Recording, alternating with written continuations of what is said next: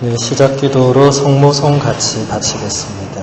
성부와 성자와 성령의 이름으로 은총이 가득하신 마리아님 기뻐하소서. 주님께서 함께 계시니 여인 중에 복되시며 태중의 아들 예수님 또한 복되시나이다. 주의 성모 마리아님 이제와 저희 죽을 때 저희 죄인을 위하여 부르소서. 아멘. 네, 우리 대화동 본당 교우님들 모두 반갑습니다. 9개월 만에 뵙는데 저 기억하세요? 지난 작년 9월에도 제가 매 주말마다 KTX를 타고 부산에서 대전으로 왔는데 오늘도 역시 KTX를 타고 대전으로 왔습니다. 1시간 36분이 걸렸습니다.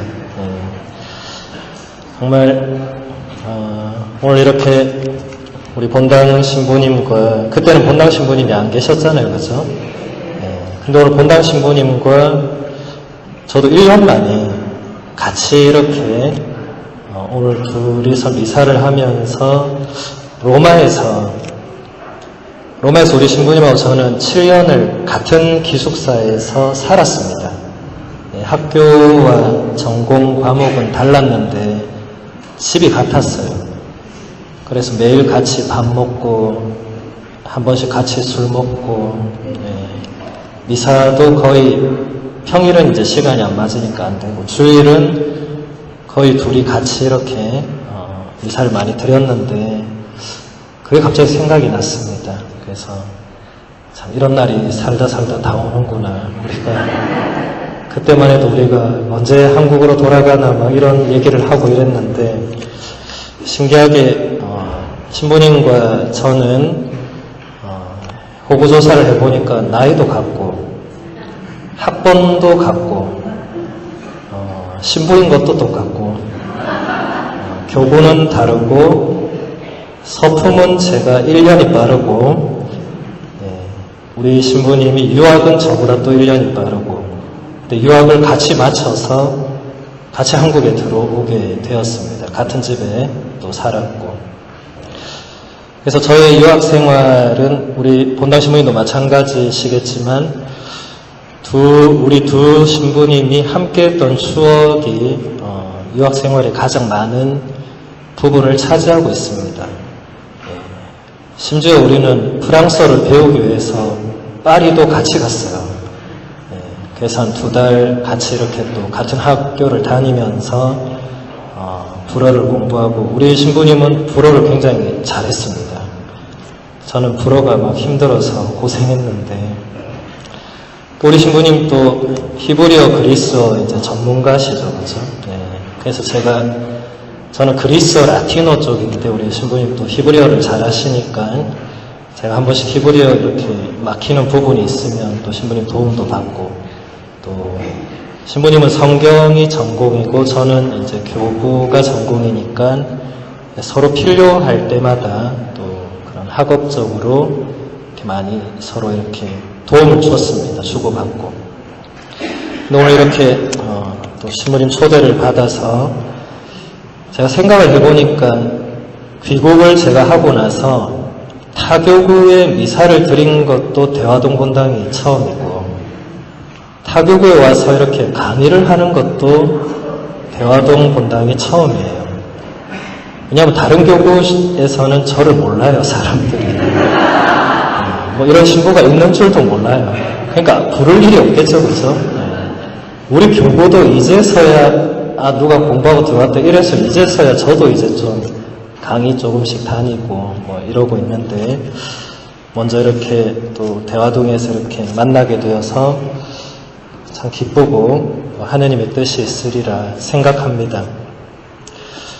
지난번에 우리 대화동에 우리 신자들에게 이제 강의 주제를 이렇게 부탁을 받으면서 이 초기 교회의 그 이단의 역사를 좀 들려주면 좋겠다. 그래서 저는 그게 대단히 놀라웠어요. 왜냐하면 이단에 대해서 강의해달라 이런 요청은 저는 한 번도 받아본 적이 없습니다. 예. 근데 왜 이단을 사람들이 궁금해할까? 근데 또 가만히 또 생각을 해보니까 우리 같이 이제 로마에서 이제 공부를 하면서 우리 본당 신부님 방에서 같이 밥을 먹고 있었나 술을 먹고 있었나 하여튼 뭘 하다가 제가 그때 이제 논문 주제를 못 정하고 있을 때였어요. 논문을 무엇을 써야 되나, 교부는 너무 많고 다 손댄 것 같고 막 이러고 있을 때 이제 우리 신부님께서 이단을 한번 쓰면 좋겠다. 이단은 보니까 별로 쓰는 사람도 없는 것 같고, 근데 이단과 교부들은 다 연결이 되거든요. 그래서 그거 괜찮은 것 같다 하고 손댔다가 죽을 뻔했습니다. 이단을 잘못 건드리면 죽을 수도 있다는 것을 그때 확실히 알았습니다. 그리고 이단을 잘못 건드리면 같이 빠져들 수 있다는 것도 그때 알았습니다. 저는 다행히 빠져들지 않고 다시 이렇게 무사히 돌아왔는데, 지금 우리나라에 아마 많은 신자들, 비신자들이 그런 이단이나 사입 이런 것에 아마 많이 빠지는 것 같아요. 그래서 요청하지 않았을까 생각해 봅니다. 그래서 먼저 이단의 정의에 대해서 한번 보도록 하겠습니다. 가톨릭 교회 교리서 2089항을 보면 제가 읽어드릴게요. 이단이란 세례를 받은 후에 거룩한 가톨릭 신앙으로 믿어야 할 어떤 진리를 완강히 부정하거나 완고하게 의심하는 것입니다. 이게 이단입니다. 그러니까 예를 들어서 우리 가톨릭 신앙인으로 꼭 믿어야 할 진리가 삼위일체 하느님이죠, 그죠? 성부, 성자, 성령이 서로 다른 구별되지만 한 분이신 하느님이다. 그런데 어떤 사람이 나는 성모님도 늘 나를 지켜주시고 난 늘 성모님의 품을 느끼니까 또 성모님 하느님이 어머니니까 성모님도 같이 동급으로 어머니 하느님 하면 안 되겠나. 그래서 그날부터 사위일체도 안 되겠나. 이러면 이단이 되는 것입니다. 믿어야 할 진리를 부정한 거죠. 삼위일체 하느님을 믿으라 했는데 내 마음대로 나도 성모님도 하느님과 같이 이렇게 되면 그건 이단입니다. 개신교 신자들이 우리를 잘 몰라서 우리가 그렇게 하는 줄 알고 우리를 마리아교다 이렇게 얘기하죠, 그죠? 우리는 성모님을 그렇게 하느님으로 모시는 종교가 아닙니다. 또 예를 들어서 또 성자 예수님께서 인간으로 내려오신 사건을 강생이라고 하죠, 그죠? 육화라고도 하고. 근데 이것에 대해서 제가 좀 이따 얘기하겠지만 예수님은 하느님이니까 참된 인간은 아니었다. 이렇게 말하거나 이렇게 믿는다면 그 또한 이단이 됩니다. 우리가 믿을 신앙의 진리는 예수님은 참 하느님이고 참 인간이었다라는 것이죠, 그렇죠? 이런 것들을 이단이라고 하고, 그 다음에 배교라는 말도 있죠, 그렇죠? 이 교리서에 있는 그대로 읽어드리면 배교란 것은 그리스도교 신앙을 전부 포기하는 것을 말한다. 그럼 여러분 쉽게 알 수 있죠. 우리 박해 시대 때 이제 로마 제국이나 우리나라도 마찬가지고 죽을래 배교할래 둘 중에 하나를 선택하려 했죠, 그죠? 죽으면 뭐 하는 거죠? 순교하는 거고, 안 죽으면 어떻게 되죠? 배교하는 거고. 그래서 우리 교회의 역사는 순교자들과 배교자들로 거의 이렇게 나누어져 있는, 박해 시대에는 정말 그랬습니다. 둘 중에 하나 아니고 제3의 길은 없었죠, 그때는. 오늘날과는 좀 다른 모습이지만 순교자들은 오늘날 우리에게도 우리가 묵상해야 될 많은 부분을 줍니다.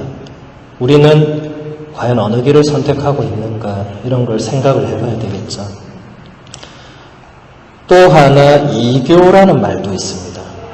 이교란 교황에게 순종하거나 그에게 속하는 교회 구성원들과 친교를 맺는 것을 거부하는 것을 말합니다. 그러니까 우리 그리스도 교회에서 가톨릭 교회 말고 갈라져 나간 다른 교회들 있죠. 뭐 동방정교회라든지 개신교회라든지 영국 성공회라든지 이런 교회들이 우리 쪽에서 보면 이교가 됩니다. 그들은 교황님께 순종하지 않죠. 그죠? 네.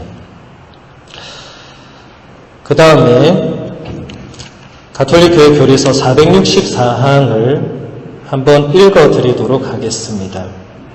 이단이 어떻게 생겨났는지를 설명해 줍니다.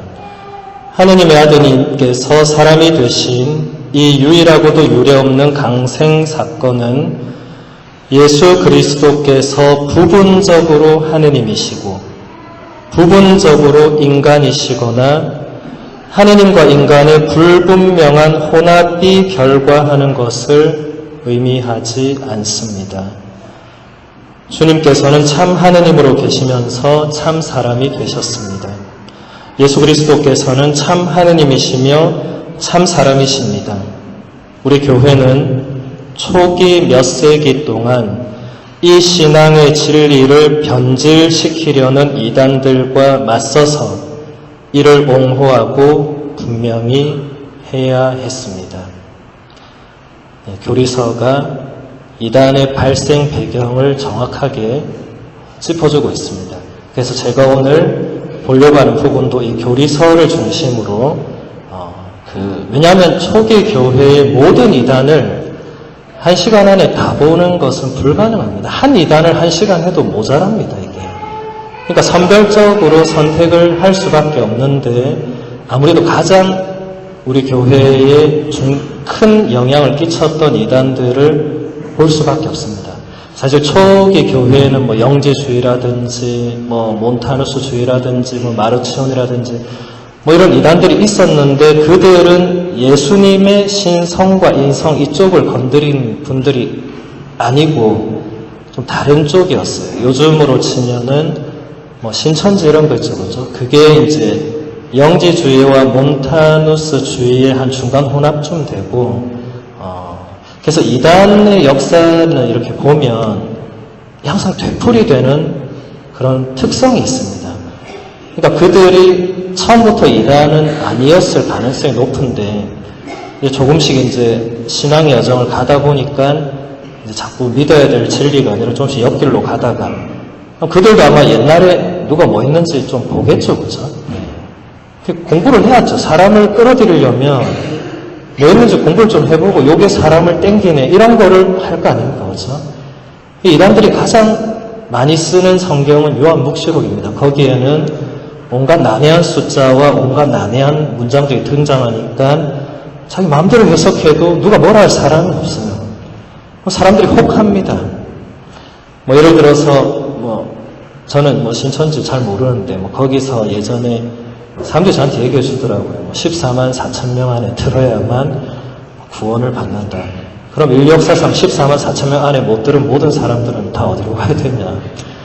말도 안 되는 거죠. 근데 그런 식으로 하면 사람들이 혹하는 겁니다. 나는 그러면 반드시 그 안에 이 앞뒤 전후 맥락 안 따지는 거죠. 물론 우리 대화동은 성서 박사 신부님이 계시기 때문에 그런 숫자에 현혹될 일은 결코 없겠지만은 아무튼 이단들이 그런 것을 지금도 즐겨 쓰고 있고, 지금도 그런 걸 쓰면 사람들은 혹하게 되어 있습니다. 왜 혹하느냐? 여러분이 정말 우리 가톨릭 신앙에 믿어야 할 진리와 계시의 내용과 아까 신부님 파견할 때 얘기했던 이 성경 복음의 그 내용을 기억하고 제대로 알고 배우고 이런 것이 약하기 때문에 다른 거에 혹할 수밖에 없는 것이죠, 그렇죠? 그래서 오늘은 제가 최대한 그런 부분에서 우리가 정말 믿어야 될 진리가 무엇인가, 그리고 초세기 이단들은 무엇 때문에 그렇게 그 난리를 치고 했는가, 이것을 보도록 하겠습니다. 바로 가톨릭교회 교리서 465항을 보면 한번 읽어드리겠습니다. 초기의 이단들은 그리스도의 신성보다도 그분의 참된 인성을 부인했습니다. 사도시대부터 그리스도교 신앙은 하느님의 아드님께서 사람의 몸으로 오셨다고 하는 참된 강생을 주장했습니다. 그러나 3세기부터 교회는 안티오키아에서 열린 공의회에서 사모사타의 바울로의 주장에 맞서 예수 그리스도께서는 입양이 아니라 본성으로 하느님의 아드님이시라는 사실을 확언해야 했습니다. 325년에 니케아에서 열린 제1차 세계공의회는 하느님의 아드님이 창조되지 않고 나시어 성부와 본체이시라고 그 신경을 통해서 고백하고 하느님의 아드님은 무에서 나왔다거나 성부와는 실체 또는 본질이 다르다고 주장했던 아리우스를 배척했습니다. 이게 교리서에 적힌 내용 그대로입니다. 잘 모르시겠죠? 그래서 제가 하나씩 설명을 해드리도록 하겠습니다. 교리서 내용이 정말 풍부하고 좋은 내용인데 여러분들이 읽기에는 조금 어렵게 되어 있습니다. 근데 반드시 가톨릭 교회 교리서는 읽어야 됩니다. 제가 강의를 다니면서 꼭 하는 얘기가 있는데 우리 가톨릭 신자들이 죽기 전에 하나님 앞에 서기 전에 꼭 읽고 가야 될 책이 3권이 있다고 저는 생각합니다. 개인 생각입니다. 네. 죽기 전에 하나님 앞에 가기 전에 꼭 읽어야 될 3권의 책이 있다. 네. 첫 번째는 성경입니다. 네. 하나님 말씀이 담겨진 책이니까 너무나 당연하죠. 근데 중요한 것은 처음부터 끝까지 읽어야 됩니다. 우리 가톨릭 신자들이 개신교 신자 만나면 왜 꼼짝을 못하느냐. 우리 매일 미사에 오면 말씀을 듣는데 어떻게 듣죠? 부분이 찢어져서 듣습니다. 그러니까 이거는 성경을 읽기 위한 말씀이 아니고 미사 전례를 위해서 이렇게 편집된 말씀이죠. 그죠? 그래서 일관성이나 연결이 잘 안 됩니다. 매일 미사에 오시더라도. 네. 물론 매일 미사 참여하면 그만큼 말씀 듣고 이렇게 강론을 듣고 하면서 이렇게 깊어지는 게 있겠지만 성경을 처음부터 끝까지 읽는 거하고는 다른 거죠. 네. 본인이 혼자서 창세기 1장 1절 한 처음에 하느님께서 하늘과 땅을 창조하셨다. 이 첫 문장부터 제일 마지막 책이 뭐죠? 요한복시록 제일 마지막 22장 21절에 우리 주 예수 그리스도의 은총이 모든 사람에게 내리기를 빕니다. 라고 하는 마지막 문장까지 처음부터 끝까지 한 번은 읽어야 된다. 네. 그래야 하느님이 도대체 우리에게 뭘 말씀하시는가, 또 하느님이 우리 인간의 역사에 개입하신 이 구원의 전체 흐름이 어떻게 되는가, 왜 하느님은 사랑이시고 왜 우리가 하느님을 자비하다고 표현하는가, 이런 거를 본인이 볼 수 있습니다. 우리말에 백문이 불여일견이란 말이 있죠. 그죠? 이게 무슨 말이죠? 100번 듣는 것보다 한 번, 정확하게 하면 100번 듣는 것이 한 번 보는 것만 못하다. 불여니까. 그죠? 근데 그 말이 그 말이죠. 100번 듣는 것보다 한 번 보는 것이 더 낫다. 이게 뭐죠? 하느님이 사랑이시라고 본당 신부님이 100번을 말한다고 칩시다. 그것보다 내가 직접 내 눈으로 성경을 펼쳐서 읽으면서 정말 하느님이 나를 사랑하시는구나 라고 깨닫는 게 더 중요하고 이게 더 우선돼야 된다. 이 말이죠. 그죠? 네. 한 번은 읽어야 된다. 2번, 3번 많이 읽으면 좋겠죠. 네. 한 번 읽은 사람은 또 읽게 되어 있습니다. 왜냐하면 한 번만으로는 어떻게 다 알아요. 73권이나 되는 그 방대한 이 성경 그거를. 예. 그래서 읽으면 또 읽게 될 것이고, 2번째 책은 가톨릭 교회 교리서라고 저는 생각합니다. 이게 어디 정해진 거 아닙니다. 예. 왜 가톨릭 교회 교리서를 읽어야 되느냐. 하느님께서 우리 인간에게 당신 자신과 당신에 관련된 신비와 당신 구원의 계획을 알려주신 것을 뭐라고 하죠? 계시라고 합니다. 계시. 예. 라틴어 리벨라치오를 번역한 말인데, 리벨라레 하면 뭔가 감추어진 것을 드러내는, 열어젖히는, 보여주는 그런 겁니다. 그러니까 뭔가 감추어져 있던 그런 하느님의 신비, 이것을 드러내 보여주는, 누가? 하느님께서 스스로 인간에게 드러내 보여주는 사건을 계시라고 합니다. 그러면 이 계시를 우리가 어디서 알 수 있느냐? 계시의 원천이 있겠죠. 계시를 알 수 있는 뭔가가 있겠죠. 그 첫 번째가 성경이고 두 번째가 성전입니다. 성경은 여러분들이 잘 알고 있죠. 73권이다. 또 성경 공부하는 분들은 더 잘 알고, 매일 우리가 독서, 복음, 화답성, 시편 듣고, 우리 성경 박사 신부님 또 좋은 강론 말씀 듣고 잘 알 건데, 성전은, 제가 성전이 뭡니까 하면 전부 다 여러분 신자들이 여기가 성전이라고 이렇게, 예. 여러분 앉아있는 여기가 성전이다.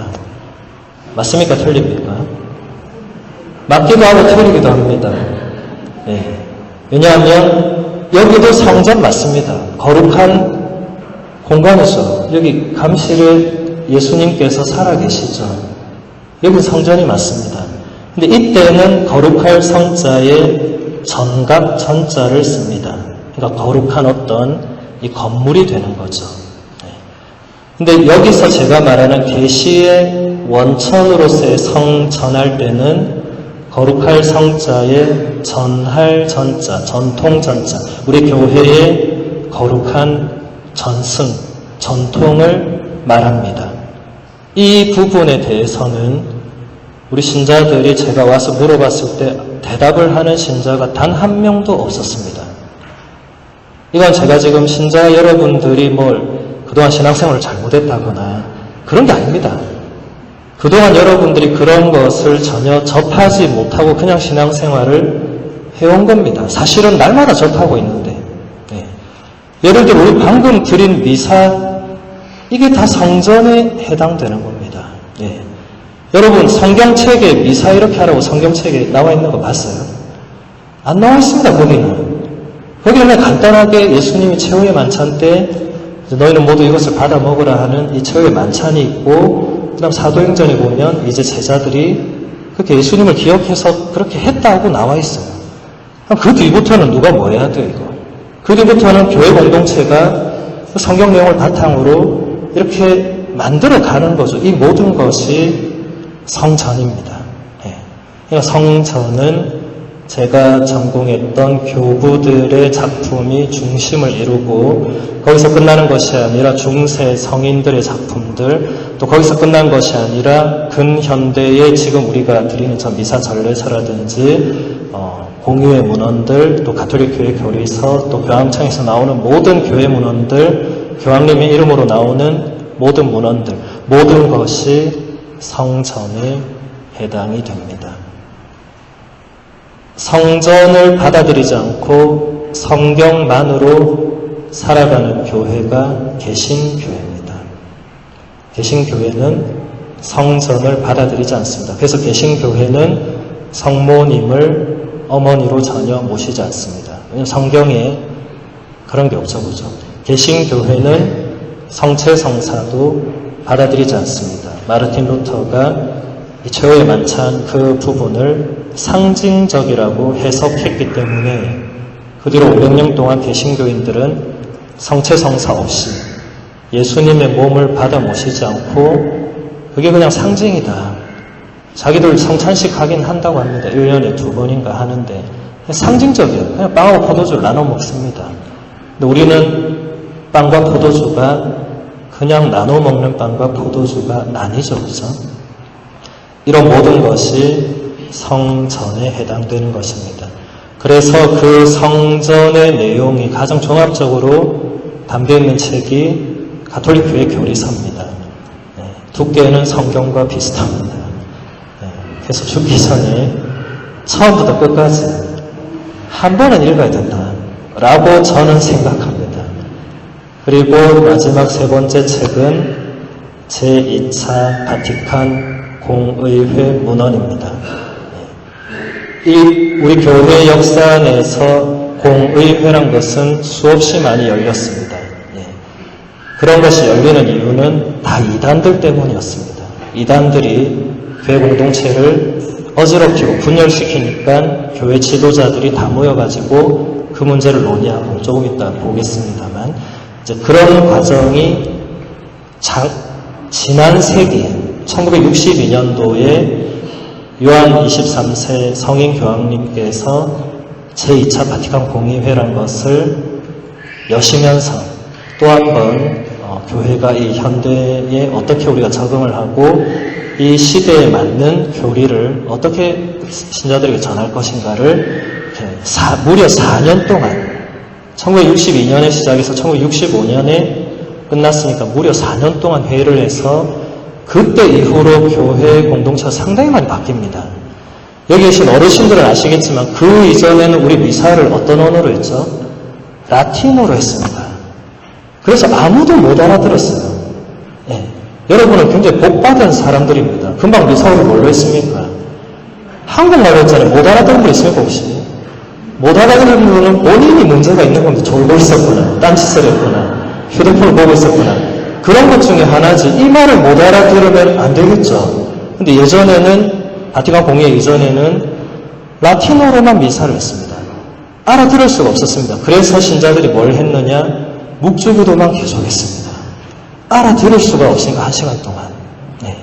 그리고 신부님이 이렇게 여러분을 바라보고 미사를 봉헌하지 않았습니다. 신부님이 벽을 보고 미사를 드렸습니다. 왜 그렇게 했을까요? 제사입니다. 제사. 2000년 동안 신부님은 벽을 보고 미사를 봉헌했습니다. 벽을 보고 라틴어로 하니까 신자들은 앞에서 신부가 뭔 짓을 한지도 모르겠고 무슨 말을 한지도 모르겠고 그렇게 2000년을 버틴 게 우리 가톨릭 교회입니다. 대단하죠, 그죠? 여러분은 그리고 성경도 그 이전에는 모국어로 잘 되어 있지 않았습니다. 근데 지금 여러분은 성경을 마음만 먹으면 집에서 그냥 읽을 수 있고 더 요즘은 세상 좋아져서 스마트폰 탁 눌리기만 하면 창세기 1장부터 쫙 나오잖아요. 읽기만 하면 되는데 안 읽는 건 누구의 문제입니까? 스마트폰의 문제입니까? 폰트가 너무 작아서 성경책이 너무 무거워서 아니죠, 그죠? 읽을 수 있는데 안 읽는 우리의 문제. 우리 불과 70년 전에 우리 선배들은 읽고 싶어도 못 읽었습니다. 우리 박해실의 순교자들은 성경의 성자도 모르는 사람들이었습니다. 그런데도 죽을래 배교하려니까 죽겠다고 했습니다. 이건 우리가 생각해 봐야 될 부분이죠. 그 세 가지 문헌은 반드시 읽어야 된다고 저는 생각을 합니다. 읽다 보면 왜 제가 읽으라 했는지 이유를 알 것입니다. 순서대로 읽으면 가장 좋을 것입니다.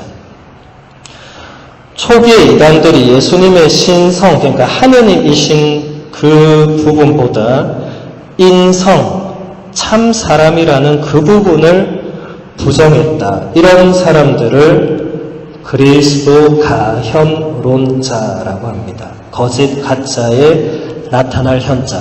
그러니까 예수라는 사람이 한 3년 동안 이렇게 열심히 설교하고 기절일으키고 하고 이제 순환받고 고통받고 죽었다가 부활하고 했잖아요. 그래서 이건 진짜가 아니다. 하느님은 그럴 수가 없다. 하느님이 고통받는 건 말이 안 되기 때문에 그냥 하느님이 그냥 어떤 한 인간의 모습을 그냥 빌려가지고 우리말로 하면은 그 쇼를 한번 한 거다.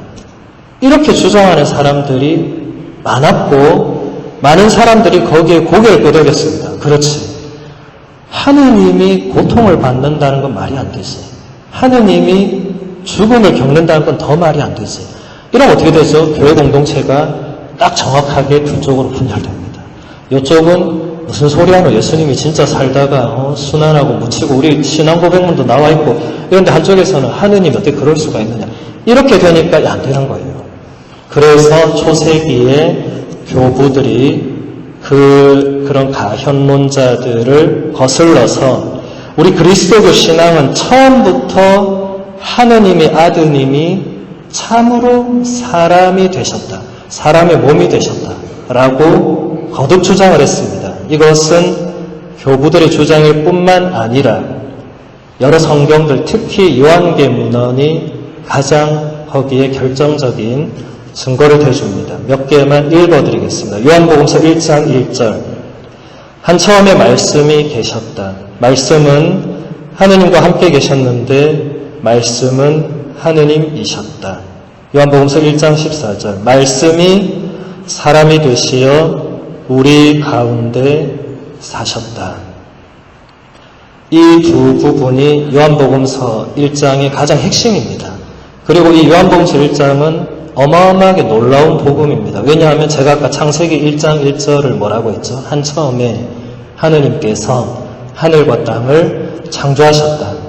요한복음서가 나오기 이전에는 한 처음에 하느님께서 하늘과 땅을 창조하신 것이 전부라고 믿고 수만 년을 살아왔습니다. 수만 년은 아니고 몇천 년을 살아왔습니다. 근데 요한복음서가 등장하면서 이것을 뒤집는 말을 하는 거예요. 한 처음에 말씀이 계셨다. 그러니까 이게 뭐죠? 말씀의 존재는 천지 창조보다 앞서는 겁니다. 이거는 시간을 뛰어넘는, 다른 말로 하면 이걸 뭐라 하죠?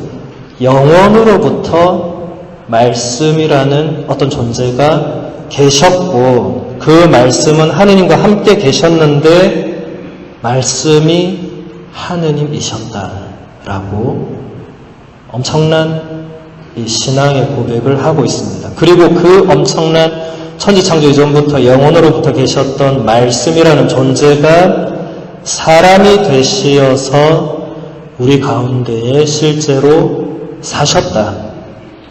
제가 그 다음 구절은 안 읽어드렸지만 요한이 뭐라 했냐면 우리는 그분의 영광을 보았다. 우리는 직접 그분을 보고 듣고 느끼고 다 했다.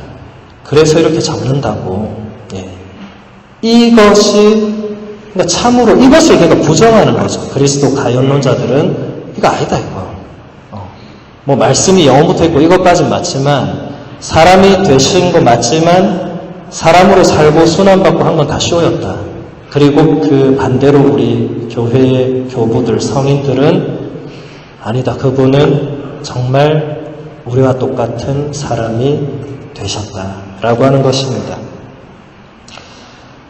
3세기 아까 제가 얘기한 사모사타의 바올로라는 사람이 있었습니다. 이 사람은 어떤 것을 주장했냐면 양자설이라는 것을 또 주장을 해요. 이게 뭐냐면 제가 읽어드리겠습니다. 양자설은 예수 그리스도께서 순수한 인간으로 태어나 성장하였다는 사실에 바탕을 두고 하느님의 일치를 보존하려고 했습니다. 예수 그리스도는 요르단 강에서 세례를 받았을 때 누구한테 받았죠? 세례자 요한한테. 우리 다음 주일이 세례자 요한 탄생 대축일이죠. 그렇죠? 또는 부활한 뒤에야 그 공로 때문에 하느님 아버지에 의해서 아들로 받아들여졌다. 아들로 입양이 되었다. 이게 뭘 부정하는 겁니까? 영원으로부터 하느님의 아들이었던 분이 아니고 지상에 태어나서 워낙 착하게 살고 워낙 죄를 안 짓고 그러니까 하느님께서 가만히 보시고 얘는 이제 내 아들을 하면 되겠다. 그럼 이 뭐가 되는 거죠? 영원으로부터의 그 신성이 부정되는 거죠. 다 초세계는 다 이렇게 뭔가 하나씩 이단들이 근데 혹하는 겁니다. 사람들이 그냥 얼핏 들으면 그 맞는 말 같거든요. 그래 맞아. 그래 그때부터 하느님 그냥 그 이전에는 예수님이 하느님을 아버지라고 부른 성경 구절이 안 나와요. 그러니까 그런 해석도 가능한 겁니다. 그래서 교회 공동체의 이런 공의회라든지 이런 교부들이 그런 것에 대해서 이 유권적인 결정, 정말 신앙의 진리가 무엇인가를 제대로 이렇게 정할 수밖에 없는 것입니다. 안 그러면 이 사람은 이 말하고 저 사람 저 말하고 성경도 해석도 마음대로 막 하거든요. 조금 있다가 또 보도록 하겠습니다. 그래서 이제 325년에 이제 니케아 제1차 세계 공의회라는 것이 열리는데 여기서 아리우스라는 사제를 배척했다. 교리서가 이렇게 얘기합니다. 자, 아리우스라는 이름을 들어본 적 있다. 한번 손 들어보세요. 나는 한 번은 들어봤다. 네. 그래도 훌륭한 분이 5분 계시네요. 네. 다른 분들은 아리우스가 도대체 뭐 하는 애인지, 어디서 뭐 고물장수를 하다 왔는지, 뭐 이름 들어보니까 옛날 사람 같기는 한데, 아리우스를 여러분들이 반드시 알아야 됩니다. 네. 왜냐하면, 아리우스 덕분에 삼위일체 교리가 확립되는데 결정적 기여를 했던 이단자의 대표적인 인물입니다. 가장 극단으로 제가 아까 얘기한 이런 이단들을 극단으로 몰고 간 인물입니다. 그래서 오늘 아리우스는 제가 좀 집중적으로 보도록 하겠습니다. 우리 교회 역사상 아리우스만큼 교회를 흔들었던 사람이 현재까지는 나오지 않았습니다. 부동의 1위를 달리고 있습니다. 수많은 후보들이 교회 역사 2000년 동안 있었지만 아리우스처럼 교회 전체를 흔들었던 그런 경우는 아직까지 저는 나오지 않았다고 봅니다. 아리우스는 256년경에 태어난 걸로 추정됩니다. 알렉산드리아 지방의 사제였습니다. 그는 본당신부로 활동하면서 유창한 설교가로 또 훌륭한 사목자로 신자들에게 상당한 명성을 얻고 있던 그런 인물이었습니다.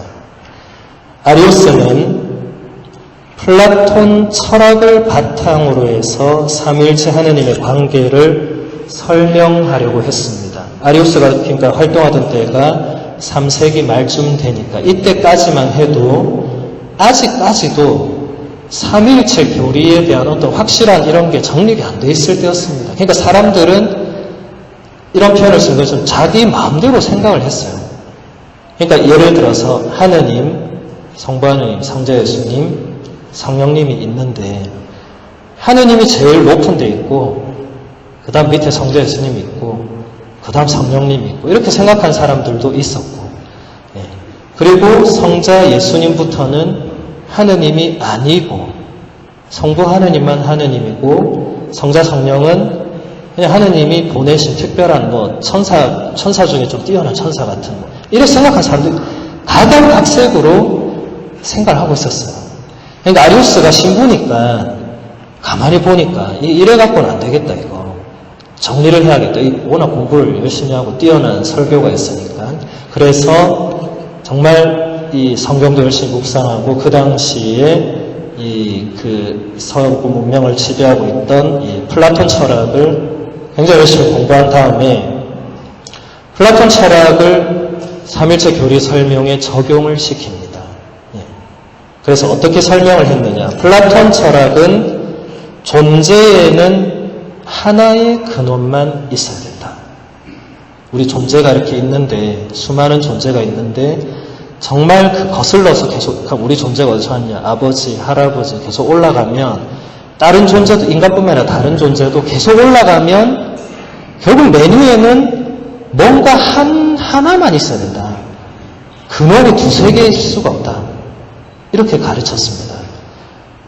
그러니까 그거는 이제 그 당시 철학자들이 그걸 다 이렇게 동의하는 상황에서 아리우스도 그래 근원은 하나여야 된다. 여러분 구약 성경에 보면 10계명의 첫 번째 계명이 뭐죠? 하느님은 오직 한 분뿐이다. 여러분 신명기 6장 4절에서 5절 쉐마 이스라엘이라고 하죠. 거기 읽어보면 너 이스라엘아 들어라. 그 다음이 뭐죠? 우리 주 하느님은 한 분뿐이시다. 그 다음에 마음을 다 기울이고 뭐 이렇게 나오죠. 근데 복음서를 봐도 예수님도 어떤 청년이 찾아와서 선하신 스승님 이러니까 예수님이 바로 정색을 하면서 뭐라고 하시죠? 너는 왜 나를 선하다고 하느냐? 선하신 분은 하느님 한 분밖에 없다. 예수님 이런 말씀을 하시죠. 그렇죠? 아리우스가 이런 걸 가만히 종합 정리를 해보니까 하느님 한 분밖에 없어야 되는 게 맞네 이게. 결론을 내리게 됩니다. 그래서 아리우스는 이 근원, 그러니까 시작도 없는 이 영원으로부터 유일하게 존재하는 어떤 근원은 성부 하느님께만 적용되는 것이 맞다.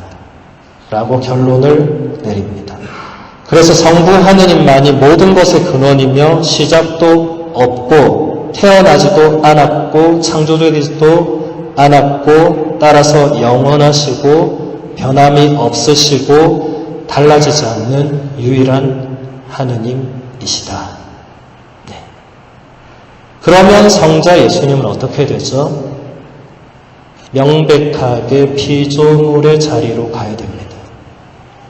왜냐하면 더 이상 성자 예수님이 있을 자리가 없어. 이미 끝났어. 금방 정리를 딱 하고 끝나는 거예요. 아리스토텔 성경의 모든 사람들이 고개를 끄덕였어요. 맞네. 이렇게 되는 겁니다. 그래서 아리우스가 뭐라고 했냐면 성자 예수님은 태어났고 필연적으로 피조물이다. 그래서 성자가 존재하지 않은 때가 있었다라는 유명한 문장을 남깁니다. 이 한 문장이 아리우스의 모든 걸 말해줍니다. 이 한 문장을 바꾸고 말하면 뭐죠? 예수님은 영원으로부터 하느님과 함께 있던 그 말씀이 아니다. 요한복음서 1장에 나오는 그 말씀 로고스가 아니다. 이래 되는 거죠. 그냥 피조물 중에 특별한 존재다. 그러니까 사람들이 다 고개를 끄덕인 거예요. 근데 또 몇 명은 이거 아닌 것 같은데 막 이렇게 되는 거죠. 네. 그래서 교회 공동체가 엄청난 분열에 휩싸이게 됩니다. 정말 엄청난 분열이 거의 전체가 두 쪽으로 갈라졌다고 해도 과언이 아닐 만큼 갈라지게 되었습니다. 이것을 해결을 해야만 되겠죠, 그죠? 예. 왜냐하면 예수님께서 돌아가시기 전에 마지막으로 기도하신 내용의 핵심이 뭐죠? 당신 제자들이 하나가 되게 해달라. 이게 어디 나오죠? 요한복음서 17장에 나오죠. 저는 우리 가톨릭 신자들에게 성경의 구절을 물으면 대답을 시원하게 한 신자를 단 한 번도 본 적이 없습니다.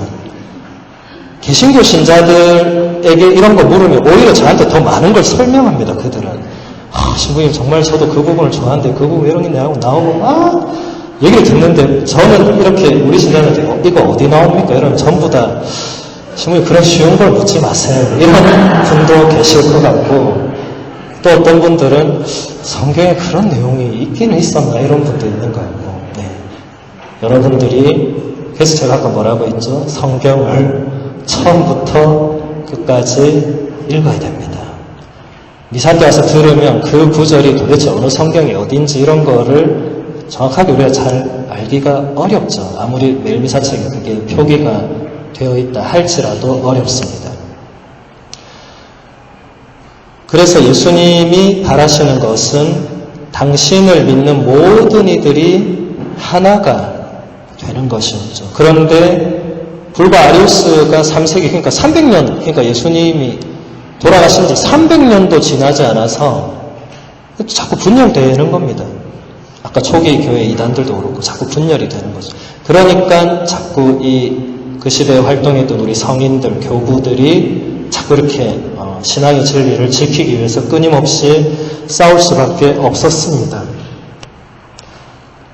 325년에 니케아라는 도시에서 첫 번째 공의회가 열리게 됩니다. 근데 이 공의회는 놀랍게도 교황님이 소집한 게 아니고 그 당시 로마 제국의 유일 황제였던 콘스탄티누스라는 황제가 소집을 합니다. 왜 했겠어요? 황제, 로마 제국이라는 그 당시에 로마 제국은 전 세계를 의미했죠. 그죠? 전 세계를 자기가 드디어 1인 통치로 그전까지는 로마도 이 둘이서 나눠서 다스리고 넷이서 계속 이런 로마에서 그렇게 반복됐는데 콘스탄티누스가 처음으로 다 싸워서 이겨가지고 드디어 자기가 1인 천하가 됐어요. 되자마자 어디서 아리우스가 튀어나와가지고 막 이런 얘기하니까 사람들이 자꾸 갈라지니까 이 황제가 가만히 보니까 자기는 뭐 사실 관심은 없는데 이 로마 제국이 자꾸 분열되면 안 되잖아요. 그러니까 안 되겠다. 주교님들 다 모여라. 이래 된 거죠. 그래서 다 불러 모읍니다. 회의해라. 결정해라. 결정하면 무조건 이거 이제 안 따르면 내가 다 죽이겠다. 이렇게 나오니까 따를 수밖에 없겠죠, 그죠? 근데 그런 협박에 의해서, 협박도 아니었지만, 그렇게 의해서 결정된 것은 절대로 아니고, 어쨌든, 그때 모인 이 주교님들, 신부님들, 그 당시에 이제 교회 이 지도자들이 모여서 열띤 회의와 토론을 한 끝에 아리우스의 주장은 우리 신앙의 진리와 맞지 않다. 그렇게 되면 예수님의 강생, 순환, 죽음, 부활, 구속, 이 모든 구원의 신비가 처음부터 하나도 안 맞게 되고 그 앞에 이단들이 했던 것과도 별 차이도 안 나게 되고 구세주가 피조물이 되면 그러면 나머지는 우리가 뭘 더 이상 뭘 배우고 믿고 할 가치가 없어지는 거죠. 하느님의 아드님이 참으로 하느님이고 사람이 아니라면 그 나머지 모든 것은 의미가 없어지는 것입니다. 그래서 아리우스의 주장을 배척하고 아리우스를 파문을 하면서 공의회 교부들이 새로운 신앙 고백문을 만듭니다. 원래 그 전부터 이어오던 신앙 고백문이 있었습니다. 사도신경이라고. 사도신경이 무슨 말입니까? 사도로부터 이어오는 신앙 고백문. 여기서 사도는 누구를 말하죠? 예수님의 12제자를 말하죠. 예. 그러니까 사도신경을 정확하게 누가 언제 어떻게 썼는지 우리는 모르지만 그 초세기 문헌들을 보면 이미 12사도 바로 직후부터 교회 공동체가 세례 예식 때라든지 미사 때 사도신경으로 고백을 했다는 그런 흔적들이 곳곳에 남아 있습니다. 그러니까 지금 여러분들이 주일에 바치는 신앙 고백문 사도신경은 거의 2000년 된 신앙 고백문입니다.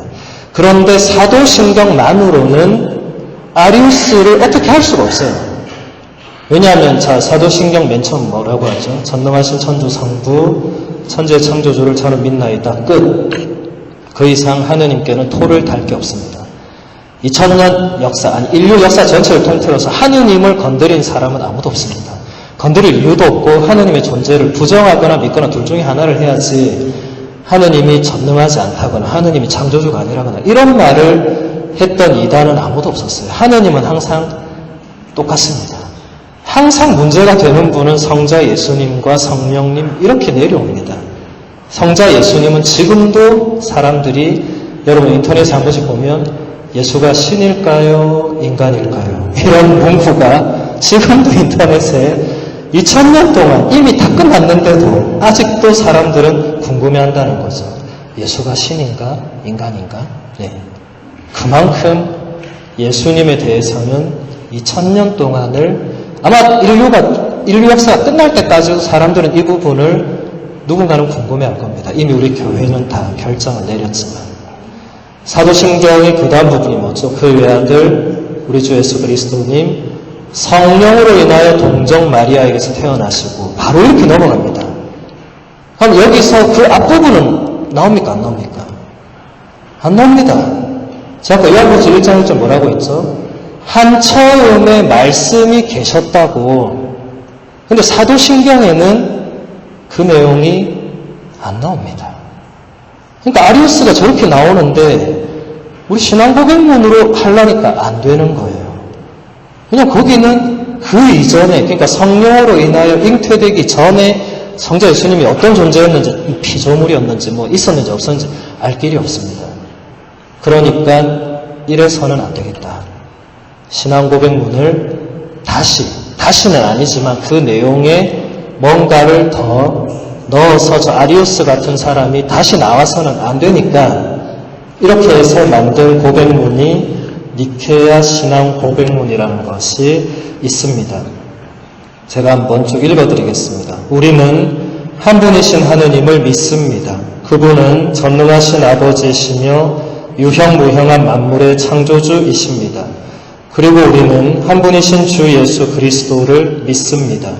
그분은 하느님의 외아들이시고 아버지에게서 나셨으며 곧 아버지의 본질에서 나셨습니다. 하느님에게서 나신 하느님이시고 빛에서 나신 빛이시며 참 하느님에게서 나신 참 하느님이십니다. 그분은 창조되지 않고 나셨으며 아버지와 본질에서 똑같으십니다. 그분으로 말미암아 만물이 하늘에 있는 것들이나 땅에 있는 것들이 생겨났습니다. 그분은 우리 인간을 위하여 우리의 구원을 위하여 내려오시어 육신을 취하시고 사람이 되셨으며 고난을 받으시고 사한날에 부활하시어 하늘로 올라가셨으며 산이들과 죽은 이들을 심판하러 오실 것입니다. 그리고 우리는 성령을 믿습니다. 보편되고 사도로부터 이어오는 교회는 그분이 존재하지 않은 시대가 있었다라거나 그분이 나시기 전에는 존재하지 않았다라고 말하는 사람들을 파문합니다. 또 그분은 비존재에게서 생겨났다거나 하느님과 다른 본질로 존재한다고 말하는 사람들을 파문합니다. 하느님의 아들은 창조되었고 변할 수 있으며 달라질 수 있다고 말하는 사람들을 교회는 파문합니다. 이게 니케아 신앙 고백문입니다. 좀 무섭죠? 자꾸 파문하니까. 근데 왜 파문해야 되는지 지금 충분히 이유를 알겠죠? 지금 제가 강조한 부분은 전부 누구의 주장입니까? 전부 다 아리우스의 주장입니다. 그러니까 이렇게 말하면 이제 무조건 너는 그냥 우리 교회 공동체에서 나가라라고 할 수밖에 없는 겁니다. 안 나가면 자꾸 분열되니까. 나가서 너희끼리 해라. 너희끼리 여기서 먼 데가 어디죠? 저 담양 이런 데 가서 제가 지금 담양을 무시하고 되는 게 아니고 갑자기 먼 데가 생각이 나가지고 저기 목포 여수 가서 너희끼리 그래 신앙촌 차리고 너희끼리 해라. 근데 가톨릭 교회 안에는 안 된다. 왜냐하면 너희는 성자 예수님을 참 하느님으로 믿지 않고 있고 참 사람이라고도 받아들이지 않고 성자의 영원성을 보정하고 이렇게 되니까 안 된다는 거죠. 아리우스가 가장 큰 역할을 했다는 것입니다. 그래서 여러분 이 신앙 고백문 혹시 어디서 들어본 적 있습니까? 어디서 들어봤어요? 모임이 사책에 있죠. 사도신경 앞에 뭐가 먼저 있죠? 니케아 콘스탄티노플 신경이라고 있죠. 보신 적 있습니까? 그게 바로 니케아 신앙 고백문 플러스 381년에 다시 한번 열린 콘스탄티노플 공의회 신앙 고백문을 합친 겁니다. 합치면서 뒤에 파문 조항만 뺀 거죠. 매주 파문한다 이거를 외우면 안 되니까. 어쨌든 여러분 매일매일 사책에 보시면 원래는 우리가 매주일마다 바쳐야 되는 신앙 고백문은 니케아 콘스탄티노플 신앙 고백문입니다. 그래서 지금도 유럽의 교회에 가면 주일 미사에는 항상 모든 신자들이 니케아 콘스탄티노플 신경을 그냥 외워서 고백합니다. 그 다음 매일매일 사책에 보면 그 밑에 빨간 줄로 뭐라고 되어 있냐면 때에 따라서는 사도신경을 외울 수도 있다. 근데 우리 한국교회는 어떻죠? 그때가 매주입니다, 매주. 왜 그렇죠? 이유는 한국 사람들은 긴 거를 무조건 싫어하죠, 그죠? 단 한 줄이라도 짧아야 돼요. 사도신경은 니케아 신경의 절반 정도밖에 되지 않습니다. 니케아 신경은 금방 제가 읽어드린 것만 엄청 길죠, 그죠? 하지만 니케아 콘스탄티노플 신경이 우리 교회가 더 중요하게 바쳐왔다. 왜냐하면 제가 아까 얘기했듯이 사도신경만으로는 아리우스의 주장을 배척하고 단죄하는 것이 불가능하다. 그렇다고 해서 사도신경 이제 안 해도 된다 이거 아닙니다. 사도신경은 2000년 동안 내려온 가장 중요한 신앙 고백문이고 니케아 콘스탄티노플 신경도 이제 거의 1700년 동안 이어져 내려온 우리 가톨릭 교회의 아름다운 두 신앙 고백문, 두 기둥입니다. 그래서 이 두 내용도 여러분들이 잘 알고 있어야 되겠습니다. 그래서 나머지 이단과 또 삼위일체 교리를 좀 더 설명을 해야 되는데 얘기하다 보니까 벌써 시간이 마칠 때가 다 되었습니다. 왜 이렇게 시간이 빨리 가는지 모르겠어요. 어느 가수가 속절없이 흐르는 게 시간이다 이런 얘기를 하더니 정말 그런 것 같습니다. 준비는 많이 해왔는데 더 이상 볼 수는 없겠습니다. 마지막으로 삼일체 신앙 교리를 훌륭히 지켰던 교부들 중에 카파도키아의 세 교부라는 아주 위대한 성인들이 있습니다. 첫 번째 성인이 대바실리오, 두 번째가 나지안조의 성 그레고리오, 세 번째가 니사의 성 그레고리오. 이 세 분이 니케아 공의회 이후로 계속해서 이어지는 아리우스의 그 후배들, 그러니까 아리우스 이단을 계속 추종하는 사람들과 끝까지 싸우면서 삼위일체 교리를 확립한 매우 중요한 인물들입니다. 그 중에 한 분인 나지안조의 그레고리오 성인이 콘스탄티노플의 그 당시 예비 신자들에게 삼위일체 신앙을 설명한 내용을 그대로 읽어드리면서 오늘 강의를 마무리하겠습니다. 여러분들은 모든 것에 앞서서 이 훌륭한 유산을 잘 간직하십시오.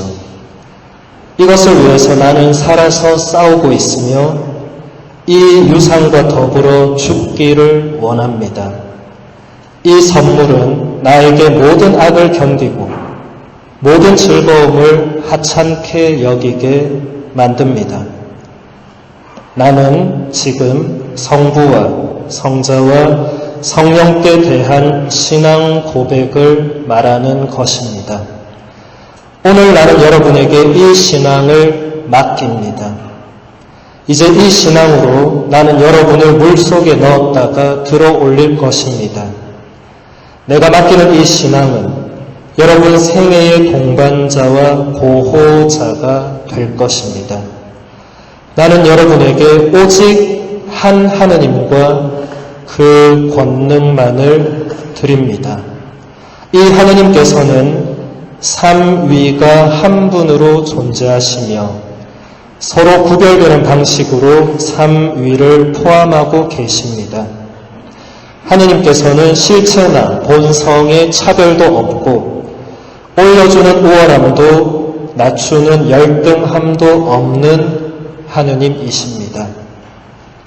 새 무한한 위격이 하나의 무한한 동질성을 이루는 것입니다. 각 위를 그 자체로 볼 때에도 온전한 하느님이시고 삼위를 함께 생각할 때에도 하느님이십니다. 삼위의 광채가 나를 감싸지 않으면 그 단일성을 생각할 수조차 없고 그 단일성이 나를 사로잡지 않으면 나는 삼위 하느님을 생각할 수조차 없습니다. 영광송으로 마칩니다. 영광이 성부와 성자와 성령께